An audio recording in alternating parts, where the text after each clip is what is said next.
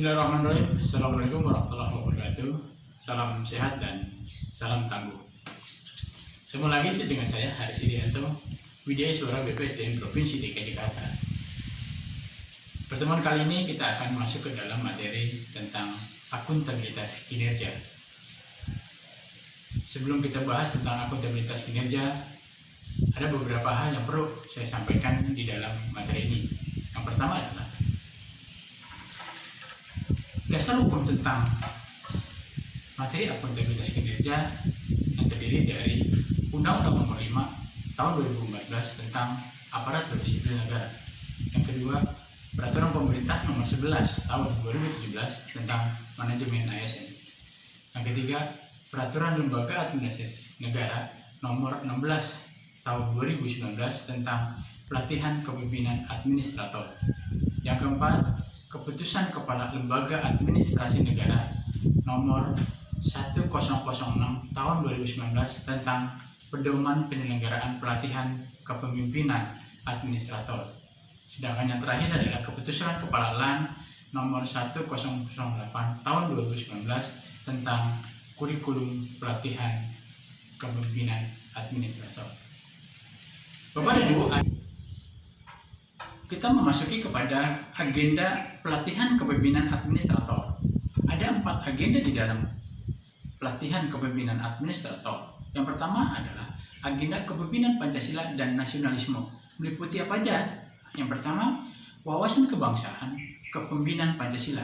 Yang kedua, bela negara, kepemimpinan Pancasila. Sedangkan agenda kedua terdiri dari 4 subagenda. Agenda kedua adalah agenda kepemimpinan kinerja. Yang pertama, kepemimpinan transformasional. Yang kedua, jejaring kerja. Yang ketiga, komunikasi efektif. Yang keempat, manajemen perubahan sektor publik. Agenda yang ketiga adalah agenda kita di dalam materi agenda manajemen kinerja. Ada 7 agenda di dalam sub agenda kinerja. Yang pertama adalah akuntabilitas kinerja. Yang kedua, hubungan kelembagaan. Yang ketiga, organisasi digital. Yang keempat, manajemen kinerja. Yang kelima, standar kinerja pelayanan. Yang keenam, manajemen penganggaran. Dan yang terakhir adalah manajemen resiko dan konflik.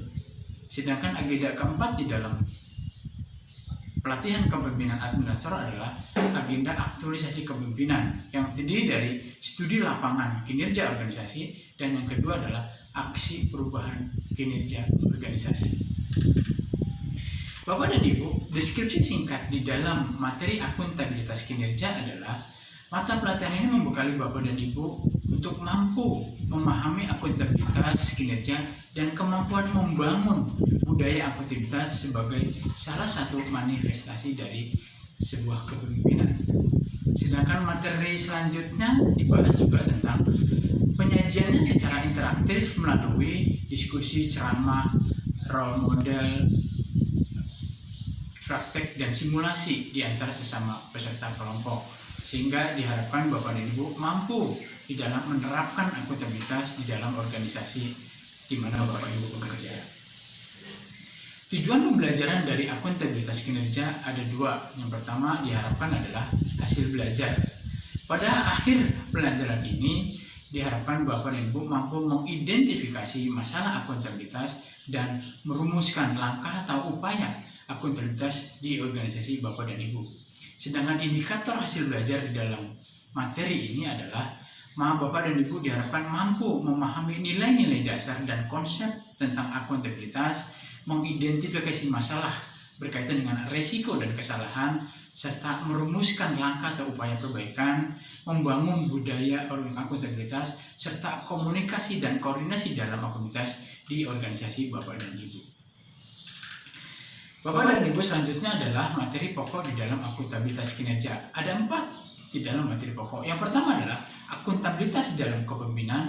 Yang kedua, resiko dan kesalahan dalam akuntabilitas. Yang ketiga, membangun budaya akuntabilitas. Sedangkan yang terakhir adalah komunikasi dan koordinasi akuntabilitas di dalam sebuah organisasi. Nah, bagaimana keterkaitan sub pokok di dalam bahasan tersebut? Di dalam akuntabilitas kepemimpinan itu meliputi apa aja? Ada pemahaman terhadap risiko dan kesalahan, ada komunikasi dan koordinasi dalam akuntabilitas. Nah, sehingga terbentuklah di dalam budaya akuntabilitas sehingga menghasilkan sebuah akuntabilitas kinerja di dalam organisasi. Bapak dan Ibu, di dalam penyajian ini yang berdurasi sekitar kurang lebih 70 menit, saya ingin mengajak Bapak dan Ibu menayangkan sebuah video yang berkaitan dengan akuntabilitas. Oke, selanjutnya dari tayangan tersebut Bapak dan Ibu bisa mengambil intisari dari pembahasan yang dilakukan di dalam tayangan tersebut, yaitu yang pertama, bagaimana tentang prinsip-prinsip dalam akuntabilitas serta mendapat.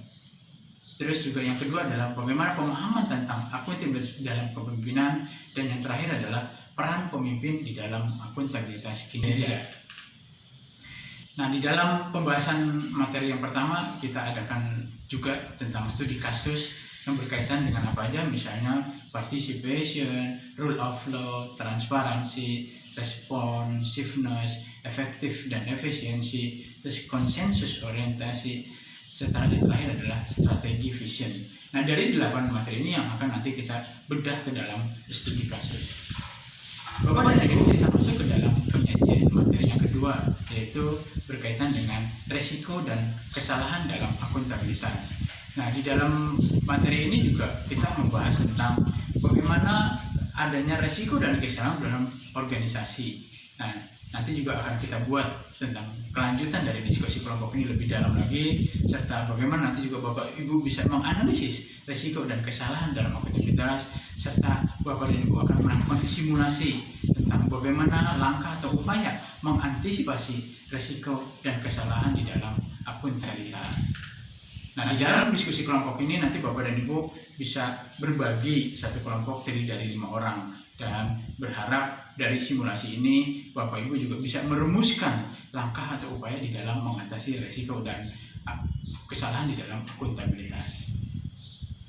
Selanjutnya Bapak dan Ibu kita masuk ke dalam materi 3. Nah, materi 3 ini kita membahas tentang bagaimana pentingnya membangun budaya akuntabilitas. Di sini juga kita sama-sama melihatkan tayangan tentang film atau video bicara tentang budaya akuntabilitas, dan Bapak dan Ibu bisa memberikan kritik atau saran terhadap tayangan tersebut sehingga bisa juga dikaitkan dengan bagaimana peran dan Bapak Ibu di dalam organisasi untuk membangun budaya akuntabilitas.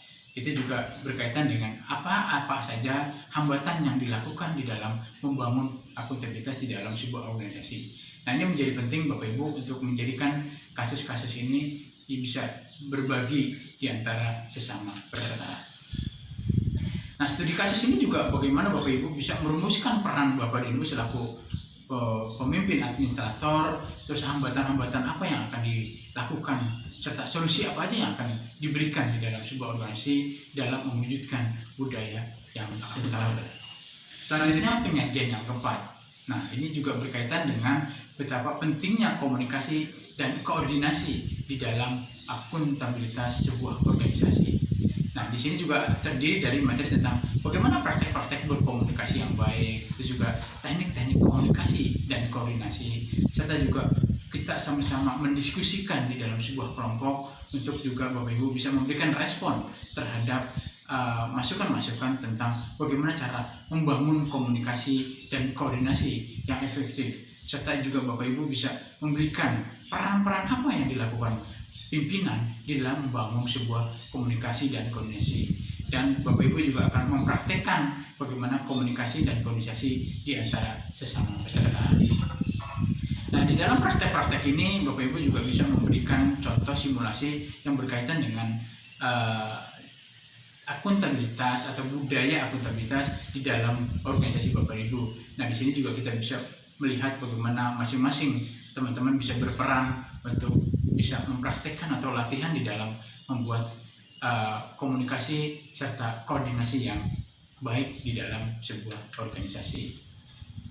Demikian Bapak dan Ibu, barangkali itu yang bisa saya sampaikan sebelum kita tutup sebuah forum ini. Ada baiknya kita lakukan evaluasi di dalam pemahaman Bapak Ibu tentang tadi pentingnya akuntabilitas, risiko dan kesalahan, terus membangun budaya akuntabilitas, serta komunikasi dan koordinasi di dalam sebuah akuntabilitas.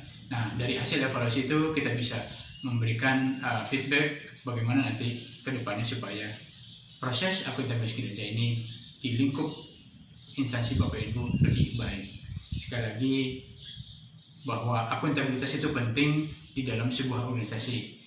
Apabila Bapak Ibu bisa melakukan akuntabilitas ini secara efektif dan efisien, mudah-mudahan organisasi Bapak Ibu juga akan lebih baik ke depannya. Terima kasih atas segala perhatian dan kerjasama kita selama beberapa menit ini. Mudah-mudahan ada manfaatnya, dan mohon maaf atas segala kekurangan saya. Billahi taufiq wal hidayah. Assalamualaikum warahmatullahi wabarakatuh. Salam sehat dan salam tangguh. Terima kasih.